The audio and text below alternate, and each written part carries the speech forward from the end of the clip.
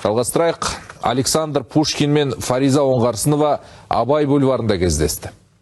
Ақтөбеде ұлттық кітап күніне орай ауқымды шара өтіп, театр әртістері атақты ақын жазушылардың кейпін сомдады. Саябақта серуендеп жүрген Абай, Пушкин мен Лермонтов, Міржақып пен Фаризалардың образын көрген тұрғындар жақындап суретке түсіп, классиктермен тілдескендей күй кешті. Олардың шығармалары туралы пікір алмасқандары да бар. Ұлттық кітап күніне арналған жобаға оқушылар да белсенді қатысты.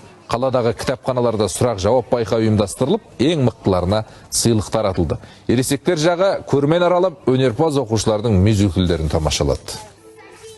Фариза Оңғарсынова апамыздың рөлін сомдау бұйырыпты. Қазіргі оқушылардың, жастардың көз қарасы Фариза апамызға деген өте ерекше.